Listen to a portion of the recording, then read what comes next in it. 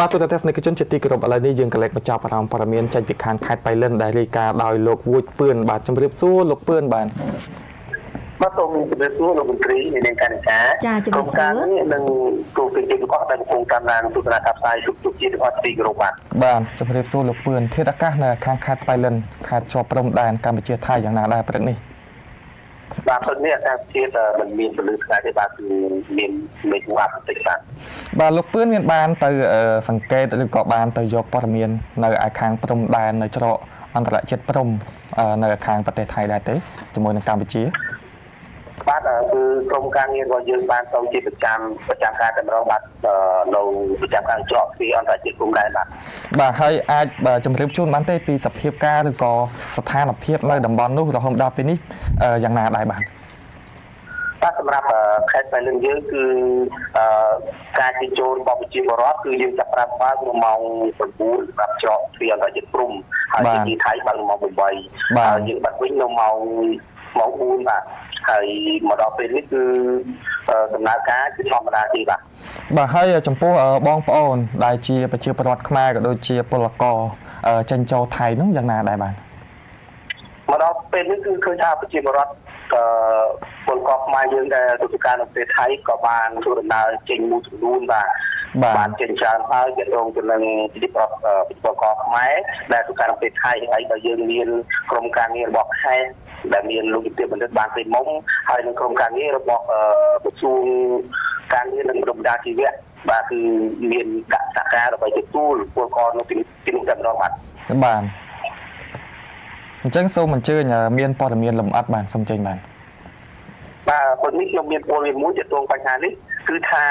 អភិបាលខេត្តបៃលិនបានជួនដំណើរបងប្អូនប្រជាពលរដ្ឋខ្មែរមកពីប្រទេសថៃវិលត្រឡប់ទៅស្រុកកំណើតវិញតាមរយៈរថយន្តក្រុងដោយអត់គិតថ្លៃបាទការពីពេលថ្មីកន្លងទៅនេះលោកជំទាវបណ្ឌិតបានទៅមកអភិបាលនៃគណៈអភិបាលខេត្តបៃលិនគឺបានអញ្ជើញជូនដំណើរបងប្អូនប្រជាពលរដ្ឋខ្មែរដែលត្រឡប់ពីប្រទេសថៃតាមច្រកពីអន្តរជាតិព្រំដែនខេត្តបៃលិនត្រឡប់ទៅស្រុកកំណើតវិញតាមរយៈរថយន្តក្រុងរបស់រដ្ឋបាលខេត្តដោយអត់គិតថ្លៃ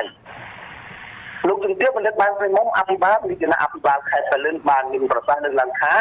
សម្ដេចមហាបវរស្ត្រីហ៊ុនម៉ាណែតនាយករដ្ឋមន្ត្រី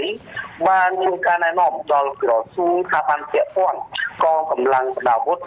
គ្រប់ប្រភេទនិងរដ្ឋបាលខេត្តជាប់ព្រំដែនទាំង7ត្រូវត្រៀមសម្រាប់ជំនួយការឆ្លងកាត់ព្រំដែនការសាក់នៅបណ្ដោះអាសន្នការហូបចុកការថែទាំការព្យាបាល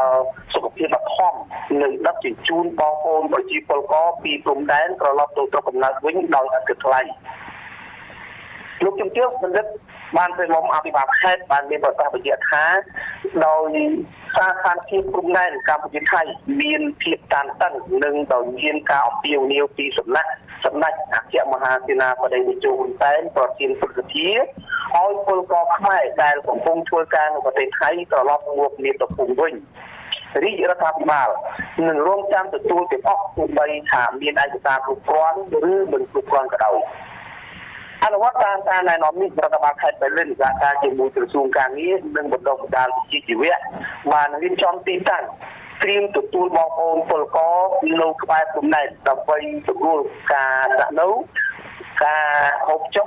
ការថែទាំសេវាសុខភាពនិងការជួលដំណើរវិលត្រឡប់ទៅស្រុកកំណើតដោយឥតគិតថ្លៃព្រមទាំងជួយរកការងារជូនដល់បងប្អូនប្រជាពលរដ្ឋផងដែរលោកជំទាវបណ្ឌិតបានឃើញមុំក៏បានមានប្រសាសន៍ស្ដាប់ញើសជូនដំណឹងដល់បងប្អូនប្រជាពលរដ្ឋខ្មែរដែលមានបំណងត្រឡប់មកស្រុកកំណើតវិញតាមច្រកពីអន្តរជាតិព្រំដែនខេត្តបៃលិន